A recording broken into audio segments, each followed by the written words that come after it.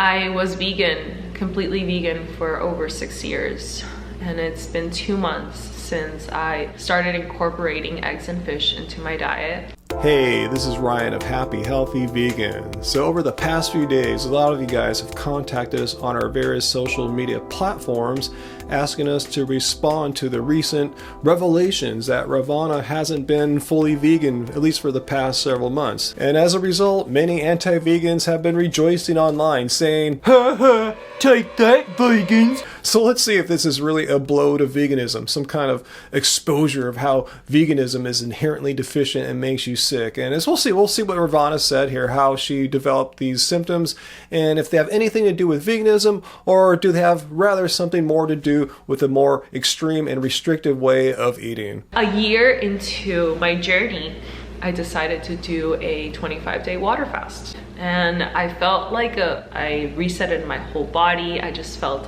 amazing. I felt on top of the world. I was eating at the time a low-fat raw vegan diet. All right, two things I want to focus on from what she said there. First of all, is that she did that 25-day water fast, and I'll talk more about that later because she did that in Costa Rica with Doug Graham, the founder of 80-10-10, the raw fruitarian guru. And on a side note, I want to mention that Tim Sheaf, recent former vegan, also a follower of Graham's, also did an extended 35-day water fast. And I'm not here at this moment to get into the pros and cons of water fasting. There's mainly cons, actually, as I see it. But I want to highlight the important point that water fasts have absolutely nothing to do with being vegan. Remember, being vegan is a moral and ethical stance.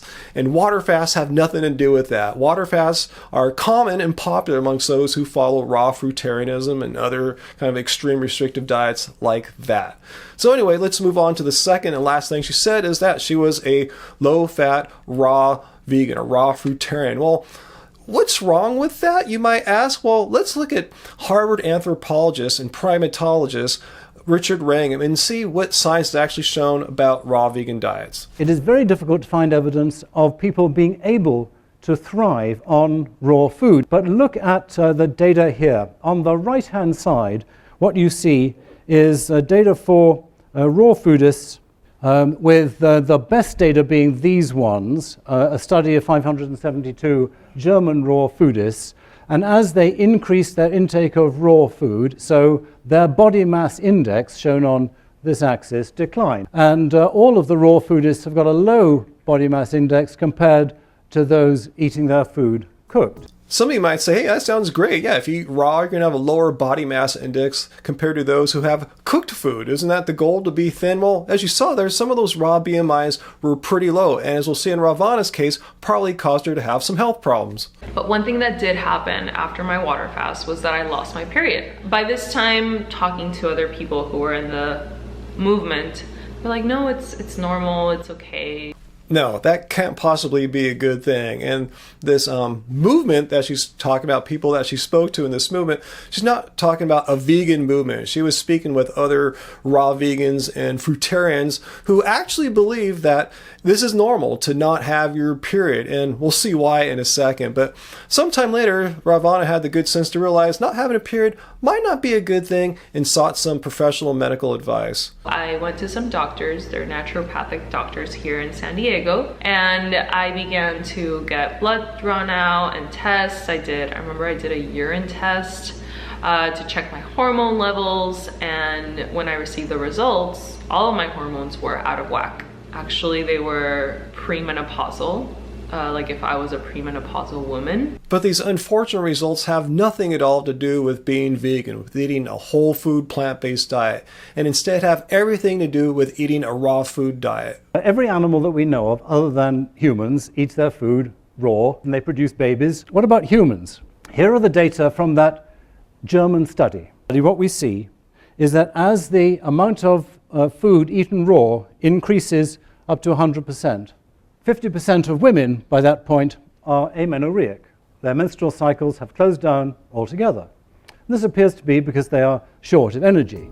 So those raw vegan friends that Rawvana spoke to about her not having her period and how that's normal, yeah, they were indeed correct, as we saw in the data there. If you're eating a 100% raw food diet, it's about a coin toss if you're going to have your period or not, if you're a female. And this has everything to do with not getting enough calories, having too low of a BMI, you're not getting enough energy to have your body do what it needs to do.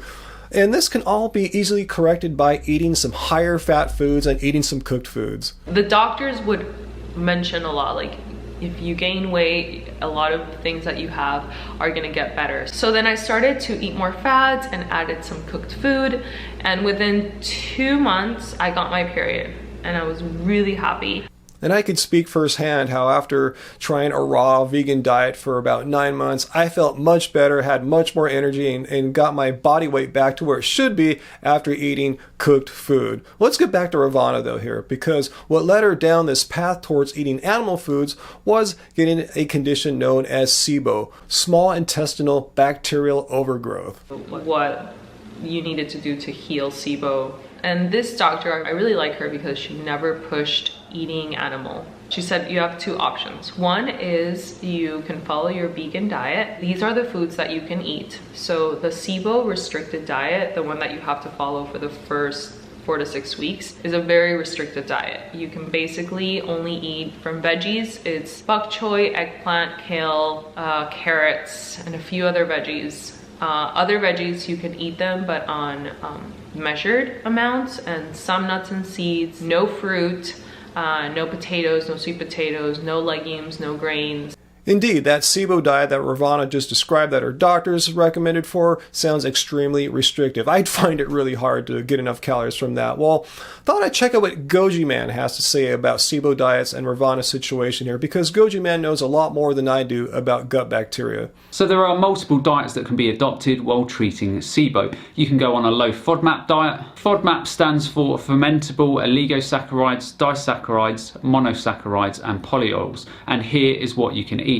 So whole grains are brown rice, buckwheat, maize, millet, oats and quinoa. Fruits you can eat bananas, blueberries, kiwi, limes, mandarins, oranges, papaya, pineapple, rhubarb and strawberries. Vegetables you can eat bean sprouts, bell peppers, carrots, choy sum, eggplant, kale, tomatoes and zucchini. Nuts that you can eat are almonds, macadamia, peanuts, pecans, pine nuts and walnuts. The seeds that you can eat are linseeds, pumpkin seeds and sunflower seeds. And the condiments are basil, chili, ginger, mustard, pepper, salt, white rice vinegar and wasabi powder. You can also do the SCD diet like Rawvana was advised, which is very, very restrictive. But my main point here is that there are multiple options even as a vegan. And the other option was following the Sibo diet and adding some animal protein into my diet. Yeah, so now Rawvana's seeing a different doctor, it sounds like, to treat her Sibo, and for some strange reason this doctor does not present to her vegan patient this all vegan low FODMAP diet that Goji Man just presented there, and instead presented Rawvana with 2 very restrictive diets, one of which involves eating animal products. And after this, Rawvana sought out the advice of an all-vegan doctor, which I would as well, to see if there were any better options for her. I found a doctor who, she's plant-based and is a gastroenterologist, so I went to see her and I wanted to see what she had to say about Sibo and what diet to follow and what protocol. And she suggested to take the antibiotics and to follow a vegan diet. Well, that sounds absolutely perfect. That's why you go to see a vegan doctor, to get a more informed perspective about this matter. And the vegan doctor says, yeah, eat a vegan diet and take antibiotics, and is handled. Well, what could go wrong? Throughout this whole time, I haven't taken antibiotics because I want to heal the most natural way. Antibiotics, I believe that they don't go to the root of the problem. So you go to see a vegan doctor and she gives you advice to take antibiotics and eat a vegan diet to cure your Sibo, and you refuse to follow her directions because taking antibiotics is not the most natural way. Well, what is your goal? To be as pure and natural as possible, or to cure your Sibo and do it through a way that doesn't involve animal cruelty? It seems like a slam dunk. And I know why she's resistant to this, the same reason that Tim Sheaf was, because of their adherence to this whole purity and nature thing that they got from 80-10-10, Raw Fruitarian, and Doug Graham. And Goji Man calls her out on this too. So here again we have more stupidity, and I will call it the Tim Sheaf arrogance. So you see a plant-based doctor and she says that you can take an antibiotic and fix the issue while maintaining a vegan diet. So what do? You ignore the antibiotic advice and continue to eat the foods that are causing the Sibo type symptoms. And it's really unfortunate that people like Rawvana and Tim have found themselves under the spell of Dr. Graham and his radical beliefs about toxicity and purity and perfection. Let me just show you just a little clip of one of his recent videos to show you what I'm talking about. There's always some level of toxemia inside all of us all the time. We want to be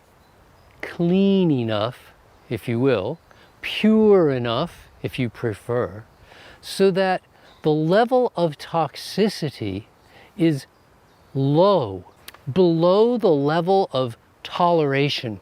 For when the toxicity level reaches that of toleration, the human body first begins to generate symptoms. If you want to live symptom-free, keep your toxemia level below your toleration level. And I play that clip not to ridicule Doug, it's just to point out that a lot of the things he says don't actually match up with actual medical science. They're a little on the shady side. And I'm not the only person or group that thinks Doug's a bit shady. The Florida Board of Chiropractic Medicine determined that Doug made serious errors, failed to properly screen or examine people to determine whether fasting was safe or appropriate for them, failed to keep legally required records, and didn't meet the standard of care required under law. And I point this out because, remember, Rawvana did her 25-day water fast under Doug Graham's care, and someone else under his care, Leah Branster, has a well-publicized experience water fasting under Doug Graham, in which she almost died. I'll link to her YouTube video so you can see this for yourself. Antibiotics, I believe that they don't go to the root of the problem. So where does Rawvana get this peculiar belief about antibiotics not being able to get to the root of her Sibo problem? Well, it's from Doug Graham. I can tell you firsthand after having read his 80-10-10 book, and I've attended Woodstock Fruit Festival and I saw him there. This is a belief of Doug's, an extreme mistrust of antibiotics, and instead recommending techniques such as fasting and being super pure to cure all your various physical ailments. And as a result, yeah, she didn't follow the advice of her vegan doctor to take antibiotics and eat a vegan diet. Well, anyway, let's look at what really is at the root of the problem. Are antibiotics really needed to cure her Sibo? Diet alone will not kill off a Sibo infection. The only way that you will get rid of a Sibo infection is via herbal antibiotics such as berberine or allicin, or you take a pharmaceutical antibiotic. We are talking about a bacterial infection. Fish and eggs are not antibacterial in nature. I know some of you guys are going to ask, aren't you guys friends with Rawvana? Why are you making this video? Shouldn't you have called her or something before that? Well, we're not really friends. We've known her. We've met her a few times over the years, particularly at vegan events. We've exchanged pleasantries when we see each other, then we go our own ways. But, I don't know how to contact her. What I know about her is what you know about her, probably just from watching her on social media. Anyway, I hope you guys saw that nothing about her illnesses that she talked about in her video have anything to do with being vegan. I mean, I've been vegan longer than she has by a few years, and I'm much older too. I'm not getting anything weird like that. You've seen my blood test here the entire time I've been vegan. So anyway, leave your questions and comments down below. What do you think about this shocking news from Rawvana that she's been eating fish, and how she's not been fully forthcoming about it? What do you think about all that? And what do you think about the advice of these raw food gurus? Do you think that's what's led a few of these former recent vegans astray? I sure do. So let me know your thoughts down below. So until next time, remember, it's keep it carved and it doesn't suck being vegan.